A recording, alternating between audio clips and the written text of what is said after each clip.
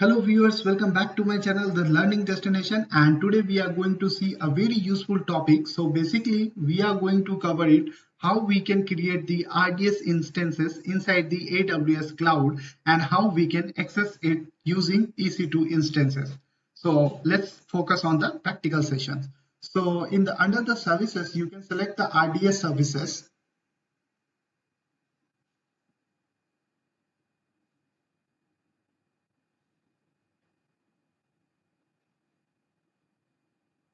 Then after that you need to select the databases.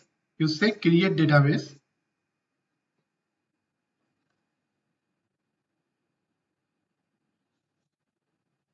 And I'm going to use MariaDB.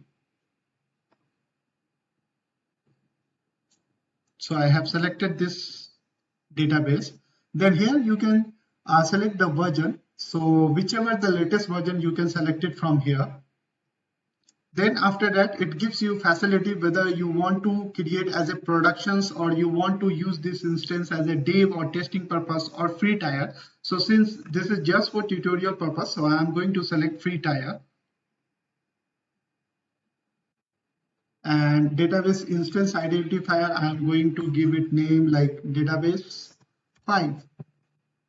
And user, you can set your user admin and you can manage the auto generated password. As well you will have the facility to set your own password.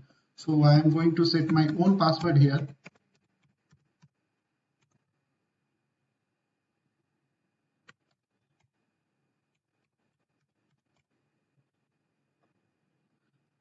And then here you can select the instance type of the database.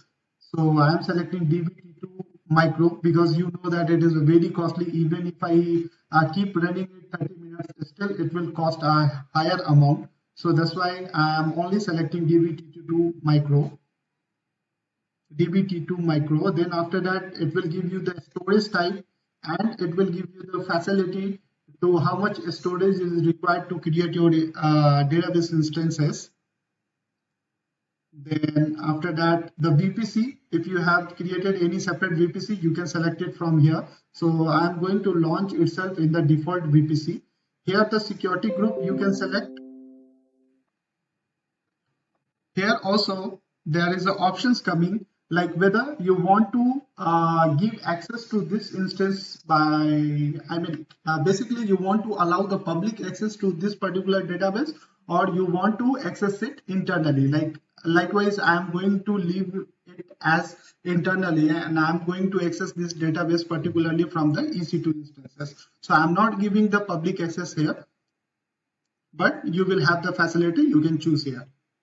And this will give you to choose the security group. So I have already created one custom security group that is called Jenkins. And here you can select the availability zone that you want to launch this database instance in which availability zone. And you can launch it in multiple zone as well when you select. And when you select the productions, right, for productions, it will automatically launch in multiple zone. So in this way, we can maintain the high availability. So as of now, I'm not giving preference because this is just for testing purpose. I say create database. And it will take, this is the database file as of now. If we see the status, it is under the creating state. You can see it is under the creating state. So it will take some time like 5 minutes maximum. So once it will be ready, we will get the endpoint here and then we will resume on this video. So I'm going to pause this video as of now. So let's resume to the video, and now our database has been successfully created and we can see the status now is taking back up, but database is successfully created and we can access it. So we have already received its endpoint and using this endpoint we can log in that particular database. In order to log in, we have already one EC2 instance running. Make sure that your EC2 instance should be running in the same like a VPC and under the same security groups. And make sure in your security group you should allow the port 3306, so which I am going to show you now. So this is my, okay, go to VPC part. And from here you can go to security group and I'm using the security group which its name is Jenkins, and you can see that I have already allowed 3306 port number. That's how we are able to connect this database using this Jenkins instance, and this Jenkins instance also hosted under the same VPC, the default VPC, and it has the same security group. So we can check here the VPC. This is the default VPC. Okay, so now let's try to connect this database. So we can say MySQL space -h, that is for host, and host will be this endpoint, then -user, and we call user as an admin, and then -p, that is for password. So it will prompt for password. Mention the password. Okay, so now we have successfully logged in inside the database. You can see we have already got the console inside the database. Let's check some command. Okay, so it giving us the result as well on our query.